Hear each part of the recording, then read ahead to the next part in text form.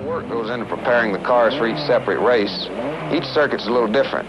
Daytona, for instance, has bank turns, and Sebring's as flat as a pancake. So he set up the cars a little differently. By the middle of the afternoon, the pace is just too hot for some, and the field begins to thin out. And now the durability of our engines and components pay off. And we're running 1, 2, 3, 4.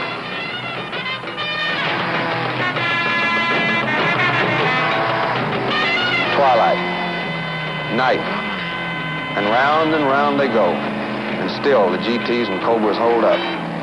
Finally, one more lap, and then it's all over. And the big board places the overall winner, and yours truly is back in the winner's circle, along with Ford and 2 great drivers.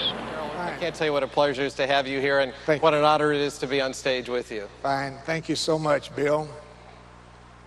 40 years ago, I came here, a broken-down ex-race driver, and said to Mr. Ford, I'd like to be a part of your family. They helped us to put together a small group of people, and its history, what was accomplished at that time. 40 years later, I stand before you here.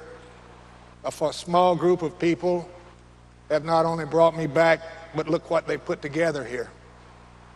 Something I'm very proud to be a part of the Ford family, and I want to thank all of you that have made it possible.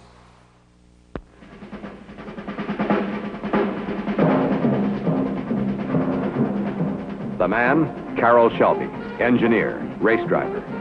The car, the Shelby Mustang GT. To build my kind of car, I had to take an existing car and modify it. I could have chosen any set of wheels I wanted. I picked Mustang. Mustang is styled right, lean and strong looking, not fat and round. And Mustang has that long list of features and options. I'll tell you, when it comes to imitations, I've seen some, but competition for the original, I haven't seen any. Only Mustang makes it happen. These aren't just words, it's a fact.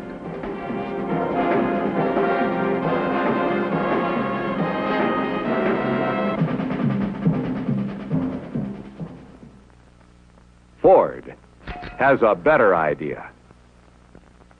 That's one of the things that I'm kind of proud of at our little company, our cooperation with Ford, Shelby Automobile with Ford. Together, we can do things quite rapidly. I came into Lee Iacocca's office 45 years ago, and Henry Cardellini that worked for him says, yeah, look here, GM is building a car called the King of the Road, a 427 Corvette. I said, no joke. He showed me the brochure, says, yeah, they're introducing it in a couple of weeks.